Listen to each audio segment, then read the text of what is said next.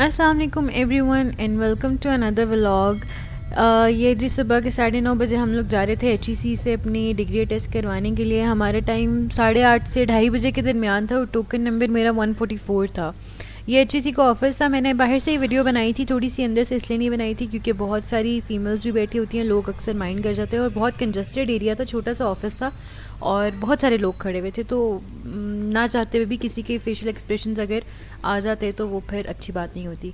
मेरा token number 144 था जो मेरी एप्लीकेशन फॉर्म पर था, राइट। और जब मैंने डॉक्यूमेंट्स दे दिए तो जो रिसीविंग का टाइम था वो आपको 1 आवर से 2 आवर्स लगते हैं और उसका टोकन मेरा 172 था।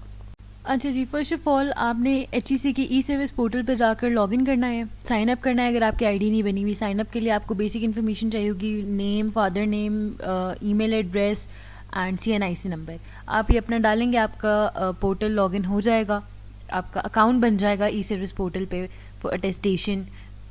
नेक्स्ट फिर आपने अपना CNIC डाल के, अपना पासवर्ड डाल के यहाँ से लॉगिन कर लेना है, साइन इन कर लेना है अपने सर्विस पोर्टल को। साइन इन करने के बाद आपके पास यहाँ पर अप्लाई फॉर डिग्री अटेस्टेशन की ऑप्शन आ रही होगी, आपने यहाँ पर क्लिक करना है तो आपके पास एक फॉर्म ओपन होगा। अच्छा, वो फॉर्म कुछ इस तरह से होगा। 5 बेसिक स्टेप्स होंगे। फर्स्ट, पर्सनल डिटेल्स आपने डालनी होंगी, डिटेल्स ऑफ डिग्री डालनी होंगी, अटेस्टेशन डिटेल्स होंगी, फिर डॉक्यूमेंटेशन अपलोड होगी और फिर वो वेरिफिकेशन के लिए जाएगा, वेरीफाई होंगी। अच्छा, जो फर्स्ट स्टेप है आपका, उसमें आपकी पर्सनल डिटेल्स जो भी हैं उसमें आपका नेम होगा, फादर्स नेम होगा, डेट ऑफ बर्थ होगा, एड्रेस होगा, पोस्टल कोड होगा, सिटी होगा, CNIC नंबर होगा। ये बेसिक इन्फॉर्मेशन डालनी है आपने फर्स्ट स्टेप में और उसके बाद आपने नेक्स्ट स्टेप पे क्लिक कर देना है। अब जो आपका सेकंड स्टेप है, this is the detail of your degree. आपकी जो भी डिटेल्स है, डिग्री का नाम, यूनिवर्सिटी का नाम, कैंपस और शिफ्ट, जो भी जिस भी शिफ्ट में आपने पढ़ा है वो सब डिटेल्स आपने सेकंड स्टेप में डालनी है। इनफैक्ट यहाँ पर मेरे पास शो नहीं कर रहा क्योंकि मैं एप्लीकेशन ऑलरेडी जमा करवा चुकी थी, ठीक है, सबमिट कर चुकी थी, तो वो लॉक हो चुकी हैं ऑप्शंस। लेकिन आपके पास यहाँ पर प्रीवियस जो डिग्री है, मतलब डिग्री से पहले की जितनी भी क्वालिफिकेशन है, मैट्रिक या FSC, उसकी भी डिटेल्स मांगेगा, आपने वो भी एंटर करनी है। Now here comes the most important part जो कि है अटेस्टेशन डिटेल्स। अटेस्टेशन डिटेल्स में आपके पास 2 ऑप्शंस आएंगी, वॉक इन, अर्जेंट, या फिर जो दूसरी होती है कुरियर सर्विस। अब इन दो का मेन डिफरेंस मैं आपको ये बता दूं कि वॉक इन अर्जेंट में आपको एक्स्ट्रा पेमेंट करनी पड़ेगी अराउंड 3000। मैंने एक डिग्री, आपका जो ओरिजिनल अटेस्टेशन होगी ना, ओरिजिनल आपकी डिग्री की अटेस्टेशन वो है 1000 रुपीज़। जो आपकी फ़ोटोकॉपी की अटेस्टेशन है दैट इज़ 700 रुपीज़। तो जो मेरी टोटल बिल बना था दैट वाज 4800, लेकिन उसमें मुझे 3000 एक्स्ट्रा पे करने पड़े थे जस्ट बिकॉज कि मैंने अर्जेंट वॉक इन अटेस्टेशन करवाई थी। मैं यहाँ पर 2-3 बातें और मेंशन कर दूँ। एक बात तो ये कि अटेस्टेशन अगर आपने सेल्फ, आप जब यहाँ पे क्लिक करेंगे ना वॉक इन अटेस्टेशन के लिए, तो आपको एक कैलेंडर आएगा सामने, आपके पास डेट्स मेंशन होंगी, आपने उन डेट्स में से सिलेक्ट करना होगा कि आप किस डेट को सूटेबल है आप जाने के लिए। उसके फर्दर भी आपको 2 ऑप्शंस ये आएंगी कि सेल्फ सबमिशन है या फिर आपने किसी के थ्रू अटेस्ट करवानी। अगर आपने किसी के थ्रू, किसी फ्रेंड के थ्रू या किसी ऑथराइज्ड बंदे को आपने हायर करना है कि जी ये बंदा आएगा और ये बंदा आकर मेरी डिग्री अटेस्ट करवा देगा, तो ये भी मेक श्योर कर लीजिएगा कि आपको उसके लिए एक स्टाम्प पेपर चाहिए होगा। अच्छा जी, ये है 4th स्टेप, डॉक्यूमेंटेशन अपलोड। ये ईजीएस्ट स्टेप है, इसमें कुछ भी नहीं करना आपने अपने जितने भी एजुकेशनल डॉक्यूमेंट्स हैं और अपना CNIC और डिग्री और ट्रांसक्रिप्ट, ये सब चीज़ें आपने स्कैन करके अपने पास रख लेनी है एक फ़ोल्डर में। जिस तरह मैंने ये आपको साइड पे एक स्क्रीनशॉट भी लेकर दिखाया हुआ है कि आप इस तरह एक डॉक्यूमेंट्स का फ़ोल्डर बना लें, आपको सिर्फ वहाँ से उठाकर यहाँ पर डालनी है। सिंपलेस्ट CNIC, बैक फ्रंट, अपनी मैट्रिक और FSC के सर्टिफिकेट, मार्कशीट, डिग्री, ट्रांसक्रिप्ट, ये सब चीज़ें डलेंगी।